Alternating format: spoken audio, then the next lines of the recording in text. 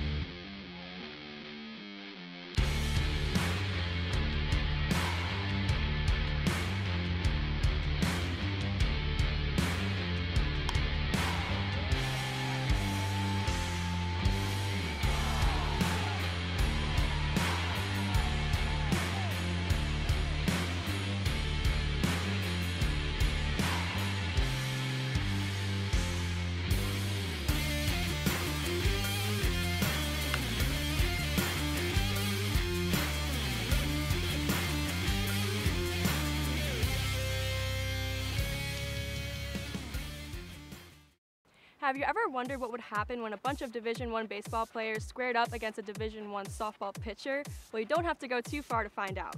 UVA softball pitcher Savannah Henley is an intern here with the Tom Sox. Our Dora Friedman shows us what happens when Savannah squared off against a few of her baseball counterparts. Alright everybody, welcome back to Charlottesville, where we are live with our star pitcher Savannah Henley warming up behind me, ready to face off against our very own Gray Thomas. We're going to see if your Tom Sox can hit against one of UVA's very best softball pitchers. So, who's ready?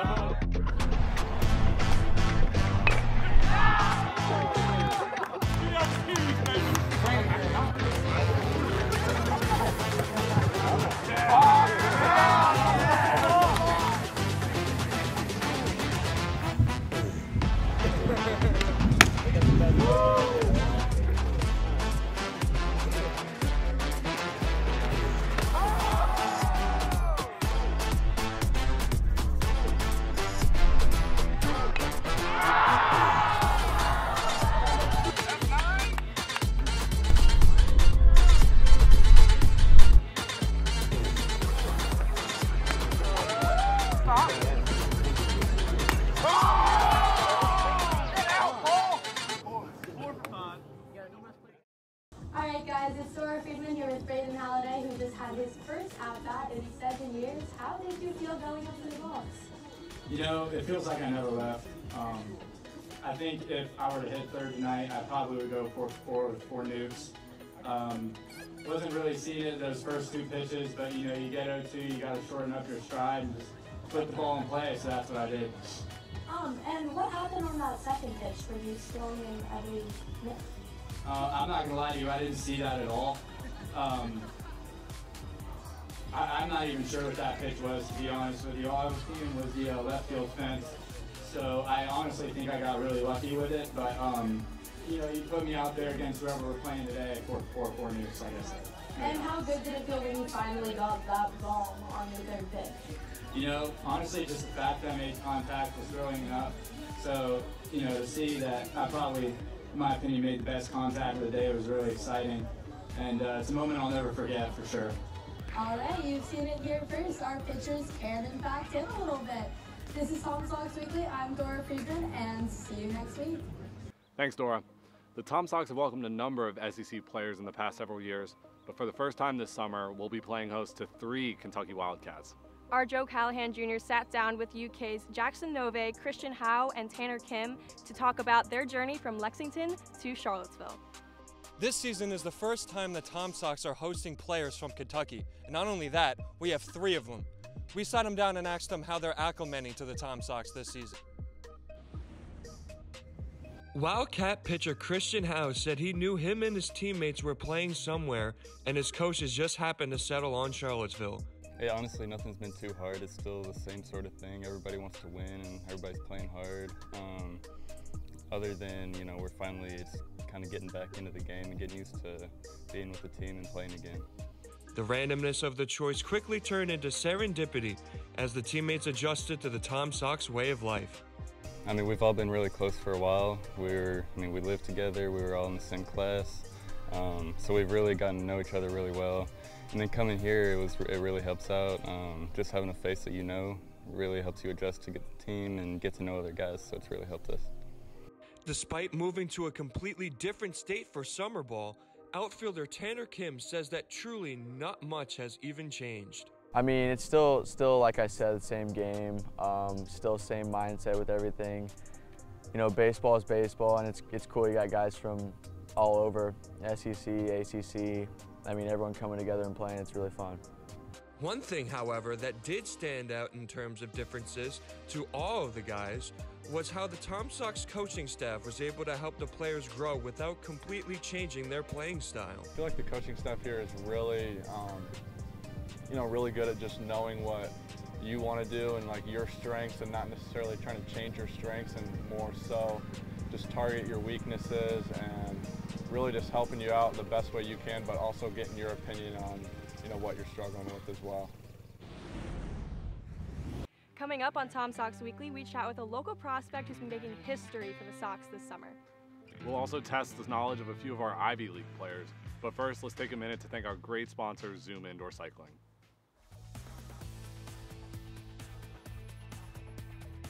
Tom Sox Weekly is presented by Zoom Indoor Cycling. Located at 1929 Arlington Boulevard here in Charlottesville, Zoom is the premier spin cycle destination in Central Virginia. Your first class is free, and you can sign up online at zoomcville.com. Zoom Indoor Cycling. Flip in, rock out, ride on.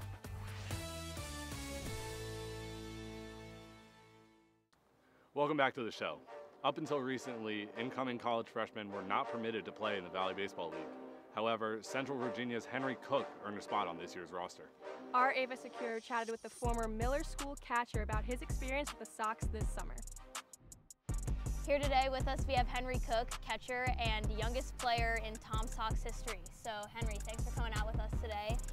So you're from around here. What's it like kind of being a local guy playing for this local team? Did you ever think you'd end up here? I mean, not really, not this young of age, because I've been watching them ever since I can remember, really. And so, yeah, I thought I'd be in college playing and not in high school still playing. Yeah. So how have you adjusted to the team so far? What have been some of your favorite moments? Just hanging out with the guys, getting the experience, just seeing the velocity and everything like that, seeing how the game And having some other fellow Tech guys on the team, have you been able to kind of connect with them at all and hang out? And how's that been? I mean, not really, because they're still in regionals. Oh, that's true. Right. Yeah. So they're not here yet, but when they get here, hopefully. I know a couple of them already that are on the team, so. Yeah. And so what are your goals for this season? Just to get better, honestly, and just adapt to the college arm and stuff like that. Right. And so kind of what's it like being the youngest guy on the team in terms of coaching, dynamics, playing, all that? I mean, it still shows that you get to learn a lot still, and you can, it's just, I mean, I don't really know, it's just, you still got to work your butt off. You can't just say, use that as an excuse. It's just an excuse to get better, honestly, as a youngest guy. Thanks, and now back to you, Destiny and Will. Thanks, Ava. Brown University opened its doors in 1764 and has been churning out scholars ever since. We have a few Brown Bears on our team this year, and to close out this show, we decided to test out their knowledge. Art Tucker Myers sat down with Bobby Olson and Charles Crawford with a host of Brainbusters. What's going on, Tom Sox fans? I'm Tucker Myers, and I am joined by Charles Crawford and Bobby Olson. Today, we are going to be doing some trivia with the players from Brown University. You guys ready? Just go over the rules real quick. First one, raise their hand. They will answer the question first.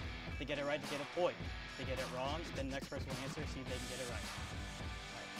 First question. We're going to do a little bit, 2 questions of Tom Sox trivia here.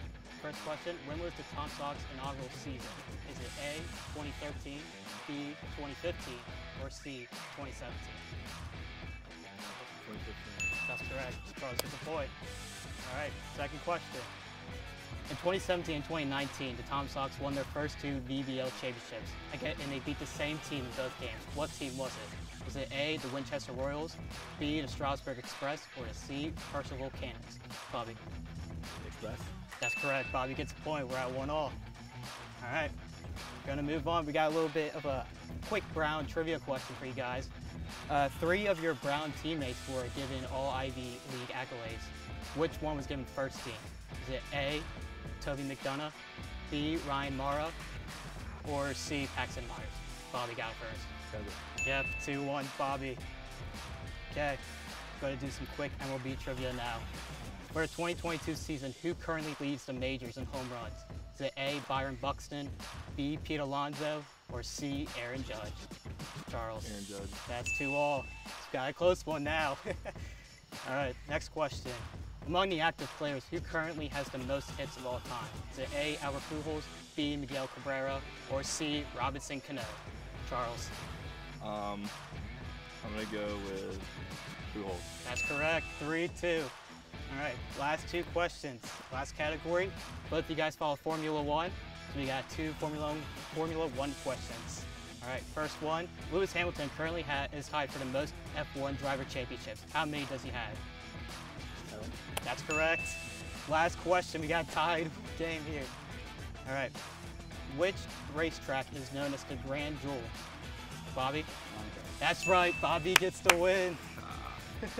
I'm a fake F1 fan. I wouldn't know those. It was a great comeback by Bobby there. Before we let you go, let's take a look at what awaits the Tom Sox this upcoming week.